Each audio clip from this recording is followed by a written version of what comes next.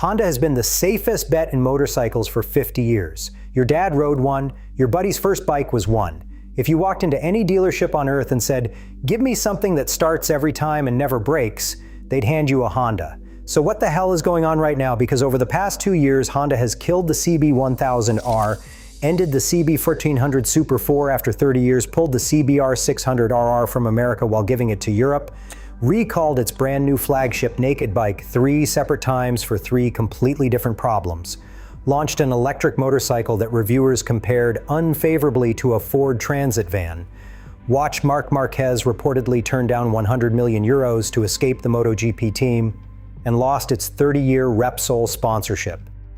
And somehow, through all of that, Honda sold more motorcycles than any company in the history of the industry. 20 million bikes in a single year, record profit margins, factories expanding on 3 continents. That last part is the thing nobody on Reddit or YouTube wants to talk about. And it's the key to understanding everything else. Because Honda is not dying. Honda is just building for a customer that isn't you. So let's get into it. To understand what's happening at Honda right now, you have to start with a number that will surprise you. In fiscal year 2025, Honda's motorcycle division shipped 20.57 million units worldwide. That's a record. Not a company record, an industry record. No motorcycle manufacturer has ever sold that many bikes in a single year. And Honda did it at an 18.3% operating margin, generating $4.58 billion in profit from motorcycles alone. Here's why that matters. While the motorcycle division was printing money, Honda's car business was bleeding. The planned merger with Nissan collapsed. The CEO had to forfeit part of his salary. 3 flagship electric cars got canceled. Honda's entire auto strategy was basically set on fire. But motorcycles are thriving. Honda holds what they estimate to be about 40% of the global motorcycle market and has publicly stated they want 50%. In 2024, Honda edged out Harley-Davidson to become the #1 selling motorcycle brand in the United States by total unit volume, with roughly 20% market share versus Harley's 19.9%. A razor-thin margin, and Harley still dominates the heavyweight segment, but the symbolism matters. Kawasaki briefly took the lead during 2025 before Honda clawed it back by year-end. In Brazil, Honda invested 1.6 billion reais in a new Manaus plant. In India, Honda briefly overtook Hero MotoCorp in monthly retail sales during July 2025. In Pakistan, Atlas Honda is doubling production capacity to 2 million units by 2027.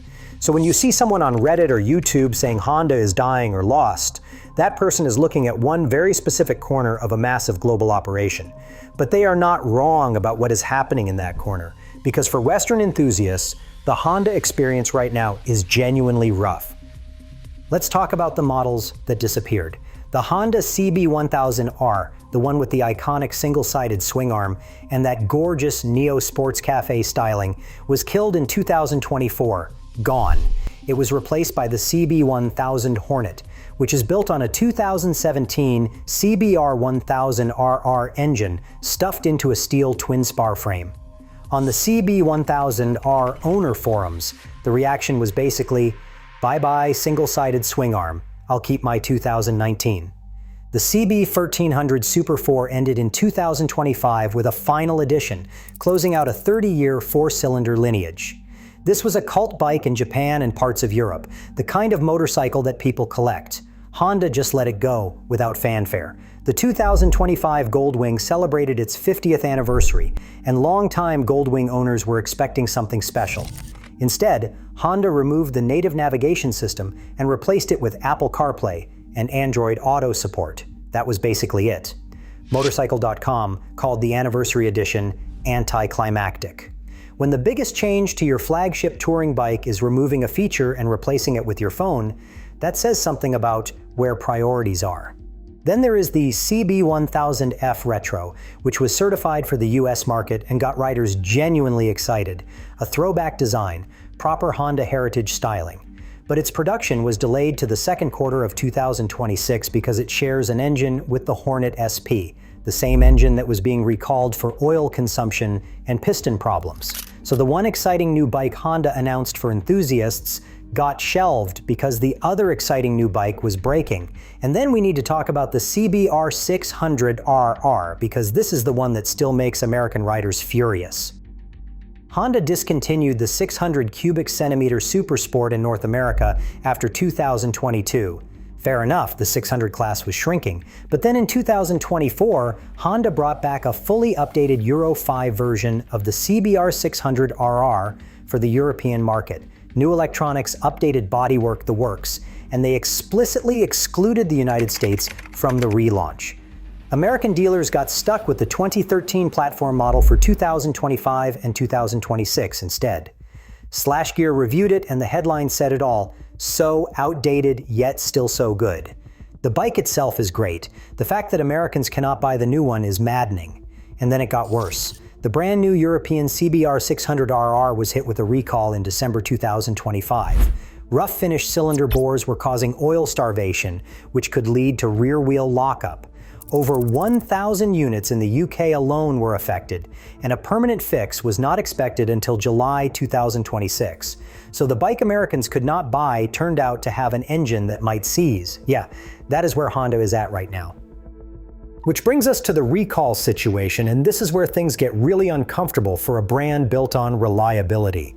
Between February 2024 and March 2026, Honda issued multiple significant motorcycle recalls, at least 10 when you count variants and regional filings. These are not minor cosmetic issues. We are talking about cracked fuel pump impellers in over 17,000 Goldwings and CBR models, crankshaft bolts that could break in Goldwings, a case where regulators reportedly became involved before the recall was issued, and Africa Twin software malfunctions where the wheelie control was miscalculating traction settings. There were crankcase sealing bolts with defective threads caused by a worn ring gauge during production, literally splashing oil onto rear tires, and handlebar switch corrosion affecting nearly 7,500 Africa Twins. But the CB1000 Hornet SP story is the one that really stings. This is Honda's new top-of-the-line naked sport bike, supposed to be the exciting replacement for the CB1000R. And in the span of about 5 months, it was recalled 3 separate times.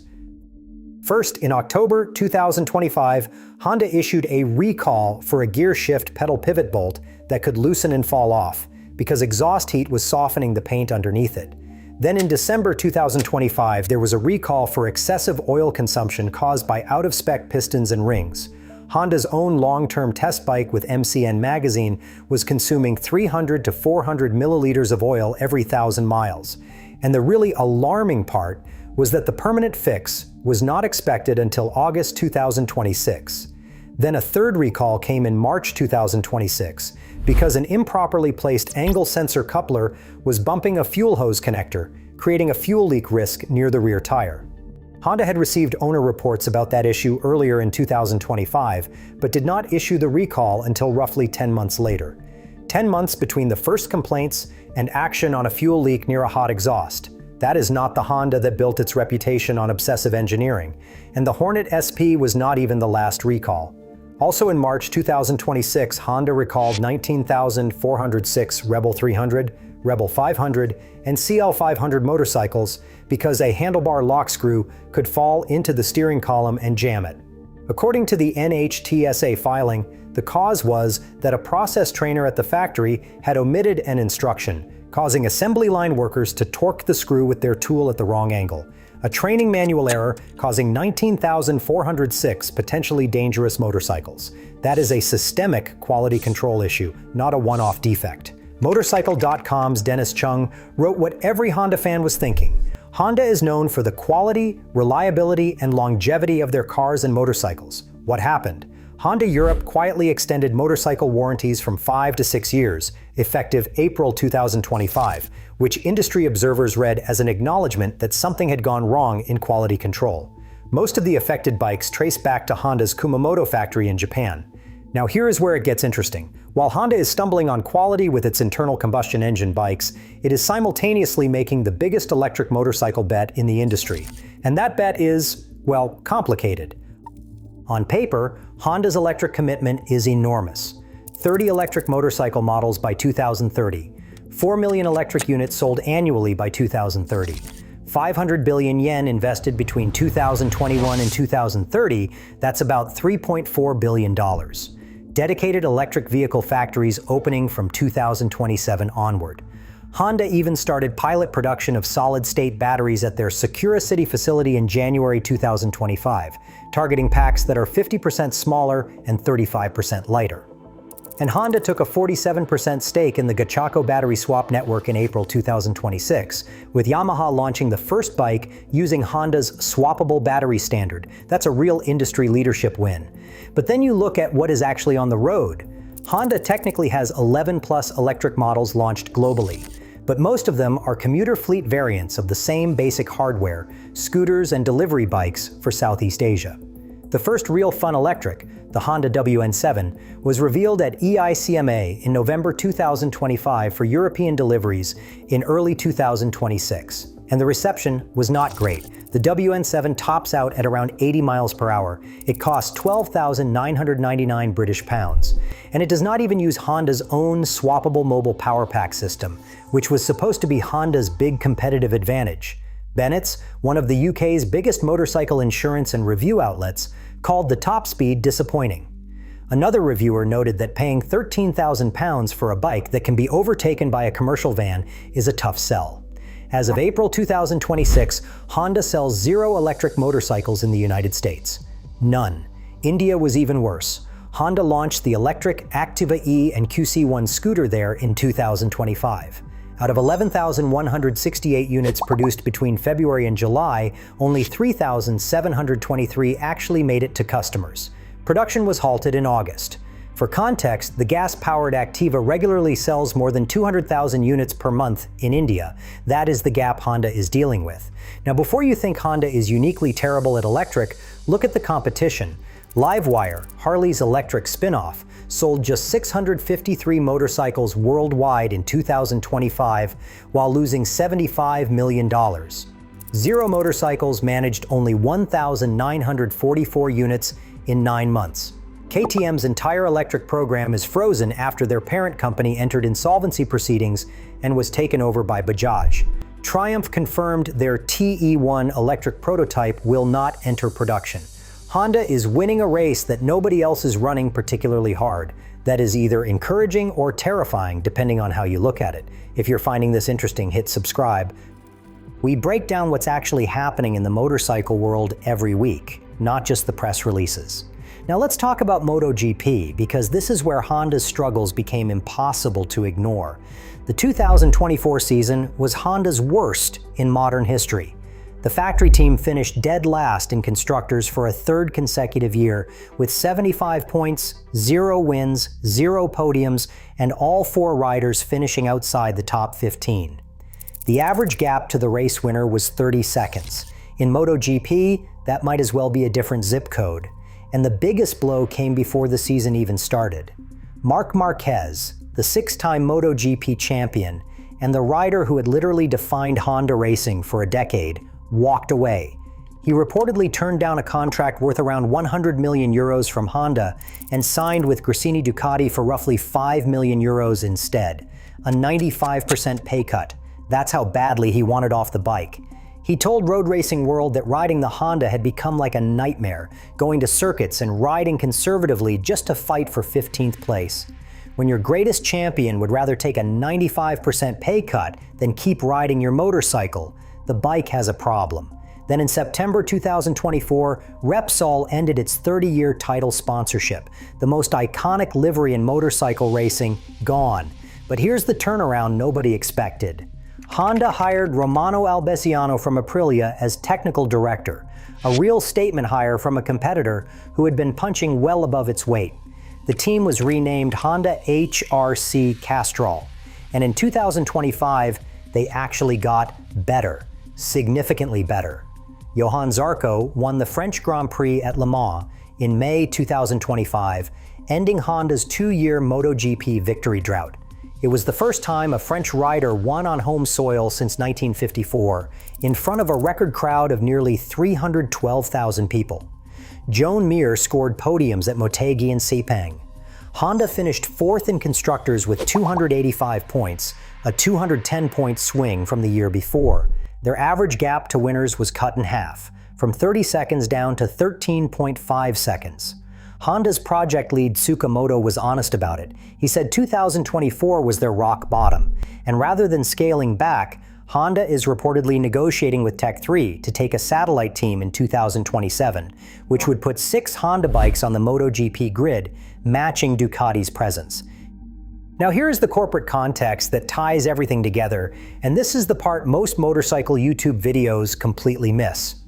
In December 2024, Honda and Nissan announced plans to merge into what would have been the world's third largest automaker. By late January 2025, Honda pivoted and demanded that Nissan become a wholly owned subsidiary rather than an equal partner. Nissan's board met on February 5th.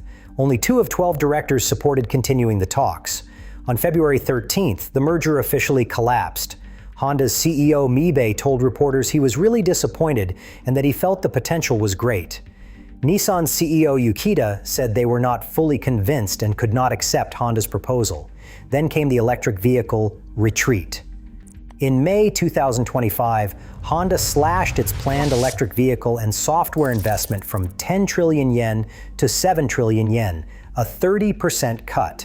They pushed back the Canadian electric vehicle supply chain by 2 years, and they admitted that their 2030 sales targets for electric vehicles would fall short. In March 2026, Honda took decisive action. They canceled 3 flagship electric cars outright: the Honda Zero SUV, the Honda Zero Saloon, and the Acura RSX. They forecast a fiscal year loss. CEO Mibe forfeited 30% of his compensation for 3 months and told reporters they had to stop the bleeding. He admitted that their 100% electric vehicle target was realistically going to be difficult to achieve. And here is the line from Honda's official announcement that explains everything about their motorcycle strategy. Honda said the company had experienced a decline in the competitiveness of Honda products in Asia due to the impact of allocating more resources to electric vehicle development. Read that again.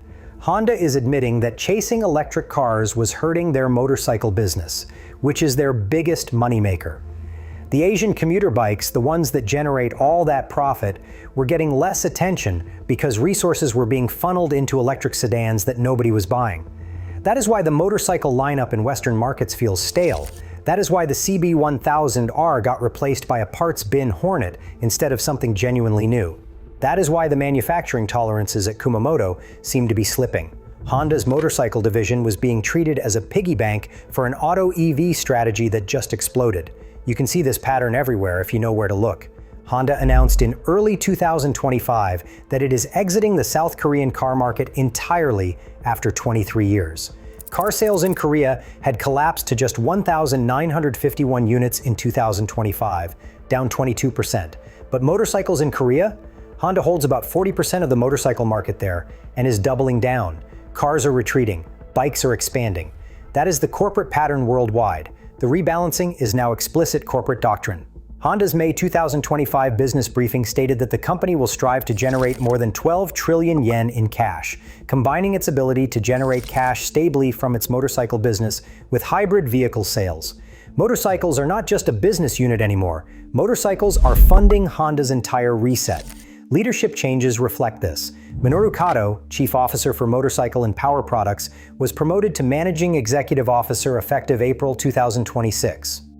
The motorcycle guy got promoted while the EV strategy got gutted. That tells you everything about where Honda's priorities are shifting. And there are some specific decisions that have the community fired up beyond just the recalls and discontinuations. E-clutch is the big one.